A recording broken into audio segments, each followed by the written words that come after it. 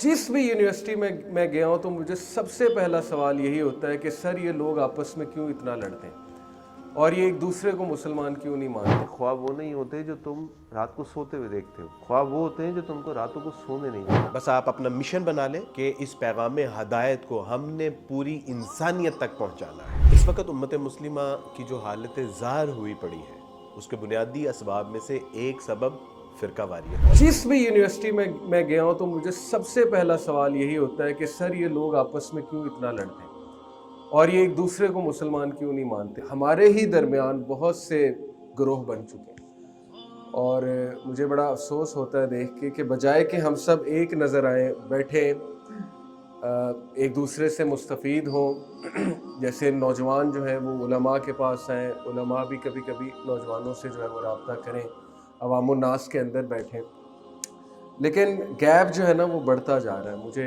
अफसोस के साथ ही कहना पड़ रहा है कि मुसलमान तितर बितर हुए। तो ये एक बहुत बड़ा फितना इस वक्त असरे हाजिर का चल रहा है। और इकबाल उम्मत से यही शिकवा करते हुए इस दुनिया से रुखसत हो गए कि फ़िरका बंदी है कहीं और कहीं जाते हैं, क्या ज़माने में पनपने की यही बातें हैं। यूं तो सैयद भी हो, मिर्ज़ा भी हो, अफ़गान भी हो, तुम सभी कुछ हो, बताओ तो मुसलमान भी हो। यहूदो नसारा चुके एक हुए हुए, तो हमें भी एक होने की बहुत ज़्यादा ज़रूरत है, क्योंकि माशाल्लाह आप लोगों ने आगे जाके इस पे बहुत काम करना है। तो एक शुबहात है और एक शहवात, ये दो मेन मसाइल अगर आप पकड़ लें नौजवानों के, जैसे फितना इनकार हदीस, मैंने आपको दहरियत एक बहुत बड़ा जो है वो मसला है, एथिज़म जिसे मैं कहता हूँ। आप लोगों से रिक्वेस्ट करता हूँ कि आप लोगों ने कल को जुम्मे के खुतबात भी देने, और ये इतना बड़ा प्लेटफॉर्म है, इतना बड़ा प्लेटफॉर्म है जुम्मे के खुतबात का।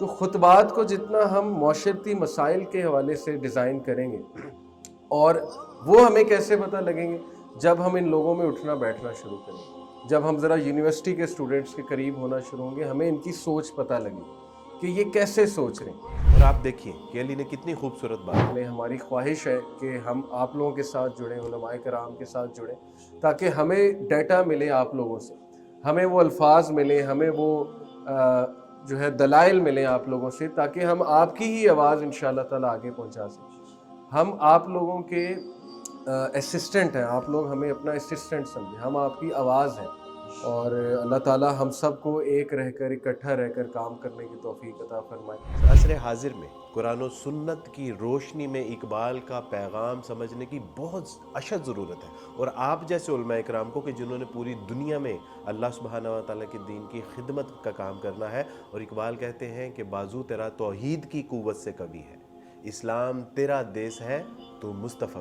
आप लोगों ने अपनी ज़िंदगी के कीमती 8 साल अल्लाह और उसके रसूल सल्लल्लाहु अलैहि वसल्लम की तालीमात के हसूल में खपा दिए, लगा दिए, मेहनत, मुशक्क़त, कुर्बानियाँ दी आपने।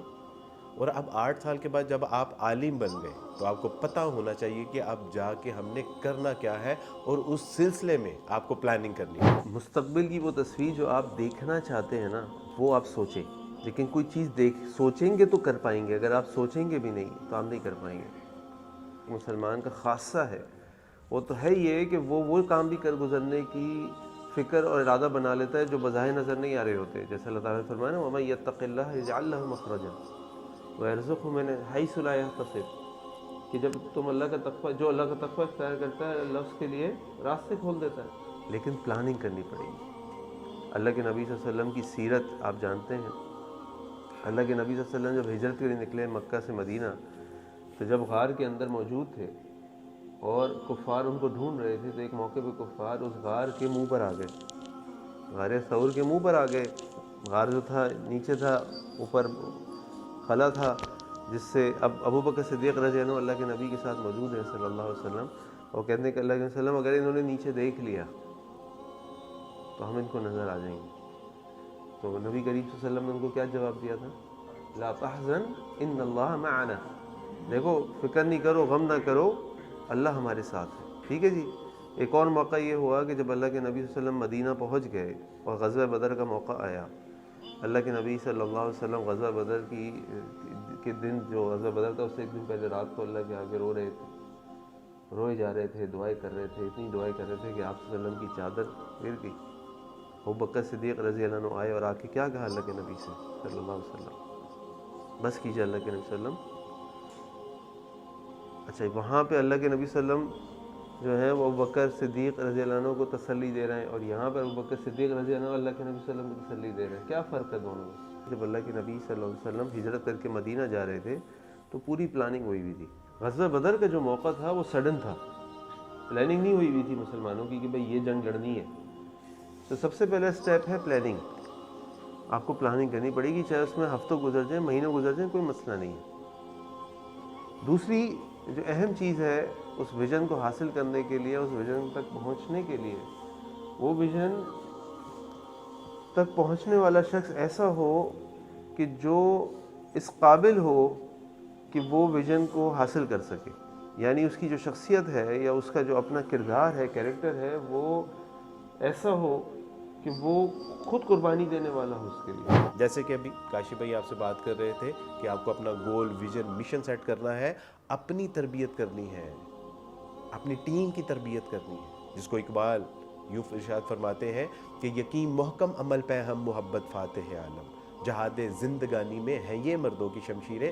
اور یہ آپ کو سیرت رسول صلی اللہ علیہ وسلم سے بآسانی میسر ہے. ایسا ویژن بنائے جو ویل آرٹیکولیٹڈ ہو، ڈاکومنٹڈ ہو، اور لوگوں کے ساتھ شیئر ہو سکے، لکھا ہوا ہو، اچھی طرح لکھا ہوا ہو، بالکل واضح ہو، سب کو پتہ ہو، بڑی آسانی سے سمجھ جائیں آپ کیا کرنا چاہتے ہیں. اپنی ٹیم تیار کرنا، ایسی ٹیم جو آپ کے ساتھ کھڑی رہے، ایسی ٹیم جو قربانی دینے کے لیے تیار ہو، ایسی ٹیم جو آپ کے پیچھے کام کو سنبھال سکے. اللہ کے نبی صلی اللہ علیہ وسلم کی سیرت کو آپ دیکھیں تو اللہ کے نبی صلی اللہ علیہ وسلم نے اپنے صحابہ کو تیار کیا.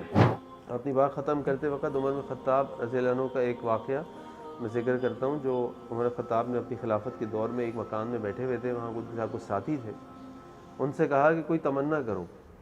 تو ایک نے کہا میری تمنا یہ ہے کہ یہ کمرہ، یہ مکان جو ہے سونے سے بھر جائے، میں اللہ کے راستے میں خرچ کروں. آپ نے پھر فرمایا تمنا کرو. تو پھر کچھ جو لوگ بیٹھے تھے ان میں سے کسی نے کہا میری خواہش یہ ہے کہ یہ کمرہ یا مکان سونے سے، چاندی سے، قیمتی پتھروں سے بھر جائے، میں اللہ کے راستے میں خرچ کروں. آپ نے پھر فرمایا تمنا کرو. تو وہاں جو لوگ بیٹھے تھے انہوں نے کہا امیر المومنین اب آپ تمنا کریں.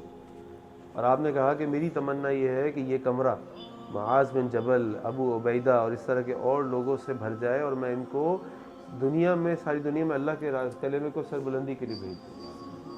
یعنی وہ جانتے تھے کہ جو وسائل ہیں نا، یہ مادی وسائل، اصل اہمیت ان کی نہیں ہے. اصل اہمیت رجال کی ہے. اصل اہمیت ان افراد کی ہے کہ جن کے دل میں اللہ کا خوف ہو، جو کچھ کرنا چاہتے ہیں اور اس کے لیے قربانی بھی دینا چاہتے ہیں. اور پھر جب وہ نکلیں گے نا تو انشاءاللہ یہ سارے کام ہو جائیں گے. تو اپنے آپ کو آپ تنہا یا کمزور نہ سمجھیں. جب آپ کام کرنا شروع کریں گے، آپ کے اندر وہ ساری چیزیں ہوں گی انشاءاللہ جو میں نے آپ کے سامنے رکھی ہیں، تو اللہ لوگ بھی بھیج دے گا، وسائل بھی بھیج دے گا، مواقع بھی بھیج دے گا. میں آپ کو ایک کتاب سجیسٹ کرتا ہوں. اس کتاب کا نام ہے یورپ پہ اسلام کے احسان. اس کا مصنف اس کے پہلے صفحے پہ ایک حکایت نقل کرتا ہے، اور وہ حکایت یہ ہے کہ ایک شیر کا بچہ جو اپنے ماں باپ اور اپنے قبیلے سے الگ ہو گیا، اور وہ ایک جنگل میں ایک چرواہا تھا جو کہ بھیڑ بکریاں چراتا تھا، اور وہ بھیڑ بکریوں میں آ کے جو ہے وہ رہنے لگا، وہیں کھانا پینا شروع کر دیا. اور چرواہا جہاں بھیڑ بکریاں چراتا اس کو بھی اس نے چرانا شروع کر دیا. اور کرتے کرتے کرتے کرتے جیسے بھیڑ بکریاں اچھل کود کرتی وہ بھی اچھل کود کرتا، بھیڑ بکریاں جو کھاتی اس نے بھی وہی کھانا شروع کر دیا. اور ایک دن اچانک وہ چشمے کے اوپر آیا اور پانی پینے لگا. تو ایک لومڑی نے اسے کہا، اس نے کہا کہ تم تو شیر ہو، تم ان بھیڑ بکریوں کے ساتھ کیوں رہتے ہو؟ تو اس نے کہا کہ نہیں، میں تو شیر نہیں ہوں، میں تو بکری ہوں. تو اس نے کہا کہ تم بکری نہیں ہو، ذرا اپنا چہرہ اس چشمے کے اندر دیکھو، تمہیں احساس ہوگا کہ تمہاری شکل و صورت بھیڑ یا بکریوں کی طرح نہیں ہے. اس نے جب اس چشمے کے اندر اپنی شکل دیکھی، اس کو اپنے دانت نظر آئے، اس کو اپنی داڑھی نظر آئی، اس کو اپنا چہرہ، ایک روب دار ایک چہرہ جب نظر آیا، تو اس چہرے کو دیکھنے کے بعد اس کو احساس ہوا کہ ہاں میں تو بھیڑ بکریوں کی طرح نہیں ہوں. اور اس کے بعد اس نے اس کو کہا کہ اب تم ذرا اپنی آواز نکالو، تم منمناتے ہو نا، تم ذرا اپنی زور سے آواز نکالو. جب اس نے اپنی زور سے ایک آواز نکالی، وہ پورے جنگل میں اس نے ایک کھلبلی مچا کے رکھ دی. تب اس کو احساس ہوا کہ اوہو، میں اپنے آپ کو بھیڑ بکری سمجھ رہا تھا، میں تو بھیڑ بکری نہیں ہوں، میں تو اللہ کے شیروں میں سے ایک شیر ہوں. اللہ کی قسم ہم بھی اللہ کے شیروں میں سے شیر ہیں. ہم کوئی بھیڑ بکریاں یا غلام قوم نہیں ہیں, ہم کوئی ایری غیری نتھو کیری قوم نہیں ہیں, ہم اللہ کے شیروں میں سے ایک شیر ہیں. اللہ سبحانہ و تعالیٰ نے ہمیں اپنے دین کے لیے منتخب کیا ہے. کنتم خیر امت اخرجت للناس, تمہیں نکالا گیا ہے, تمہیں اللہ سبحانہ و تعالیٰ نے اپنے دین کی نشر و اشاعت اور اس کی سر بلندی کے لیے پیدا کیا ہے.